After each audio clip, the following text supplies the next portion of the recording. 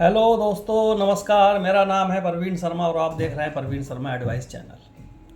दोस्तों, आज हम एक ऐसे विषय पर बात करेंगे जिस विषय के बारे में बहुत कम लोग जानते हैं और इसकी जानकारी ज़्यादा लोगों को नहीं है। अक्सर लोग ये समझते हैं कि अगर हम बैंक की ईएमआई तोड़ देंगे और उसमें कोई पेनल्टी वगैरह या इस तरीके की चीज़ें नहीं भरेंगे तो हमारा सिबिल ख़राब हो जाएगा।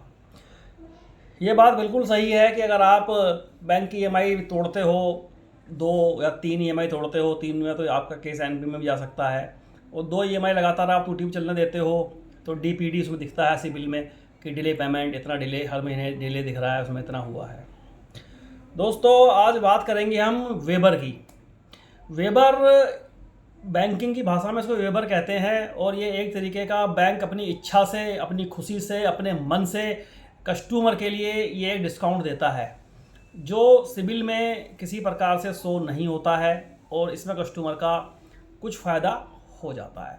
मगर ये ध्यान रखें, ये उन्हीं कस्टमर के लिए होता है जो सेटलमेंट नहीं करते हैं या फिर जो प्रिंसिपल अमाउंट पूरी देते हैं। जो किस्तों के ऊपर पेनल्टी लगी होती है, उस पेनल्टी को जो बैंक से रिक्वेस्ट करके माफ़ करवाता है उसको वेबर कहते हैं। आप सपोज करिए आपने 10 लाख रुपए का लोन लिया है, मैं एग्जाम्पल लेके समझाता हूँ, और उसकी ईएमआई महीने की 50,000 रुपये है, और लगातार आपकी 1 लाख रुपए की 2 ईएमआई टूटी चलती रही, आप तीसरी भरते रहे, 2 टूटी चलती रही काफ़ी समय तक, और उन ईएमआईओं पे पेनल्टी लग लग के और उस पर ब्याज लग लग करके वो लगभग आपका पहुँच गया 50,000 रुपये। और अब आपकी किस्तें ख़त्म होने वाली हैं, या लास्ट की 2 किस्तें बची हैं, या बीच में आप लोन बंद कर रहे हैं, तो आप बैंक से एक रिक्वेस्ट कर सकते हैं, सर इसमें मुझे कुछ छूट दे दी जाए। तो बैंक एक अपने ऊपर अधिकारियों को एक मेल करेगा, और उस जो 50,000 की पेनल्टी आप पर लगी है, उस 50,000 की पेनल्टी को बैंक की अपनी इच्छा है वो 25,000 कर दे, आधी माफ़ कर सकता है, और वो हो सकता है 30,000 माफ़ कर दे और 20,000 रुपये आपसे ले ले, या फिर ये भी हो सकता है कि वो 20 माफ़ करे, 30,000 आपसे ले ले। जो बैंक के ऊपर जो अधिकारी बैठे हैं उनको जो जिस हिसाब से अच्छा लगेगा उस हिसाब से उस पेनल्टी को वो हाफ या हाफ से थोड़ी सी ज़्यादा लेकर उसको माफ़ कर सकते हैं। यानी 50% ही माफ़ कर सकते हैं, 60 भी कर सकते हैं, और 70 भी कर सकते हैं, और 40 भी कर सकते हैं। मतलब कुछ ना कुछ उसमें आपको वेबर मिल जाएगा, और वो वेबर जो आपको मिलेगा और उसमें जो आपको छूट मिलेगी, वो छूट बैंक अपनी इच्छा से देगा, अपनी अपनी मर्जी से देगा। उसमें आपका किसी प्रकार का जो छूट आपको मिल जाएगी वो आपके सिबिल में शो नहीं करेगा, और ना ये चीज़ सेटलमेंट में जाएगी, क्योंकि वो पूरा आपने विद इंटरेस्ट प्रिंसिपल अमाउंट दे दिया, उनका पूरा इंटरेस्ट दे दिया, उनका आपने पूरा इंटरेस्ट दे दिया, आप जितना ही बनता था। लेकिन ये जो अमाउंट था जिसे आपने वेबर लिया, वो अमाउंट सिर्फ वो पेनल्टी का था, जो कि प्रिंसिपल अमाउंट भी आपने जमा करा दिया, विद इंटरेस्ट जमा करा दिया। वेबर एक थर्ड पार्टी अमाउंट हुआ जो बैंक अपनी इच्छा से कस्टमर के लिए कुछ डिस्काउंट कर देता है। और एक बात ध्यान रखें, ये बैंक की अपनी इच्छा पर निर्भर है, इस पर आपका कोई अधिकार नहीं है। आप अगर ज़बरदस्ती बैंक के साथ नहीं कर सकते।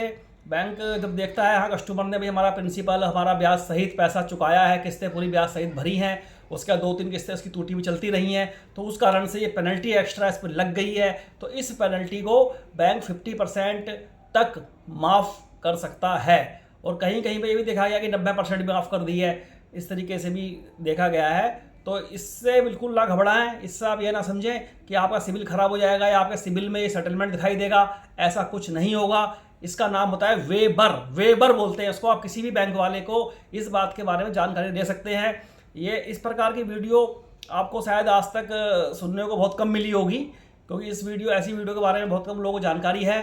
तो ये बैंक वाले इस भाषा को जो मैं बोल रहा हूँ बाकायदा बहुत ढंग से समझ गए होंगे, बैंक और एनबीएफसी वाले, कि मैं क्या कह रहा हूँ। तो इसमें वेबर में जैसे कई लोग कहते हैं कि आपको अगर अपना सिबिल बिल्कुल सही करना है तो उनका पैसा पूरा विद इंटरेस्ट और पेनल्टी से चुका दो, तो वो बात बिल्कुल सही है। परंतु इंटरेस्ट प्रिंसिपल पूरा चुका दो, उसके बाद जो आपकी ईएमआई ड्यू चली आई है उन पे जो आपके ऊपर ब्याज लग गया है या पेनल्टी लग गई है, उन पेनल्टियों में आपको बैंक 50%, 60%, 70%, 40%, 30%, जैसा बैंक को अपना इच्छा होगी उस हिसाब से आपको उस पर वेवर मिल जाएगा, और ये सेटलमेंट में काउंट नहीं होगा, बिल्कुल नहीं होगा। तो जो नॉर्मल सिविल आपका होगा वो चलता रहेगा, जो आपने किस्तें ड्यू डेट से लेट दी हैं वो जो डीपीटी दिखाई देगा वो देगा, लेकिन वेबर के चक्कर में सिविल आपका ख़राब नहीं होगा। तो दोस्तों ये जानकारी कैसी लगी आपको, इसको मुझे बताएं और सब्सक्राइब और शेयर कर दें। और किसी भी बैंक में आपने EMI ख़त्म हो चुकी है या ख़त्म होने वाली है और उस पर कोई पेनल्टी है तो आप बैंक से जाकर रिक्वेस्ट कर सकते हैं। बैंक आपकी रिक्वेस्ट को सुनेगा और उस पेनल्टी में कुछ ना कुछ वेबर आपको देगा। और ये ध्यान कर लें, वो उस वेबर से किसी भी प्रकार का सिविल खराब नहीं होगा। वो जो आपको छूट दी जाएगी बैंक के द्वारा, उस बैंक को उस अमाउंट को बैंक सिविल में नहीं भेजता है, क्योंकि वह डिस्काउंट बैंक आपको अपनी इच्छा से देता है। अगर आप सेटलमेंट करेंगे या आपने प्रिंसिपल अमाउंट में पैसा कम दिया या ब्याज जो उसके ऊपर होता है, जो ब्याज आपने लोन लेते समय जो आपने ब्याज लगाया था उस ब्याज में आपने पैसा कम दिया, तो फिर वो सारी उसमें अगर आप करोगे तो फिर सब कुछ सेटलमेंट में आ जाएगा वो। लेकिन आपने ब्याज प्रिंसिपल अमाउंट पूरी चुका दी है और जो पेनल्टी बची है, जो 2-3 EMI छूटी चली उनके ऊपर लगी हुई पेनल्टी जो थी आपकी, उस पेनल्टी पे आपको वेबर मिल सकता है। और ख़ासकर ये वेबर मैंने देखा है जो प्राइवेट बैंक में अच्छे बैंक हैं, जैसे ये ICICI बैंक है, HDFC बैंक है, ये कोटक महिंद्रा है, इस प्रकार के बैंक ये वेबर दे देते हैं। सरकारी बैंकों में भी मिल जाता है, लेकिन कई सरकारी बैंक नहीं देते हैं। NBFC कंपनी बहुत कम देती हैं, लेकिन मैंने बैंकों को देखा है इस प्रकार के अपने कस्टमर को ये लोग राहत दे देते हैं। तो कई सारे बैंक बहुत अच्छे हैं जो इस तरीके की सुविधाएं कस्टमर के लिए दे देते हैं और उनका सिबिल में भी उस चीज़ को नहीं भेजते हैं। तो दोस्तों अगर ये वीडियो आपको जनहित में लगी हो और आप भी कोई लोन बंद करने जा रहे हैं, उसे पेनल्टी है, तो एक बार बैंक से अपने रिक्वेस्ट कर लें, वो कुछ ना कुछ उसमें डिस्काउंट आपको ज़रूर दे देंगे। धन्यवाद दोस्तों।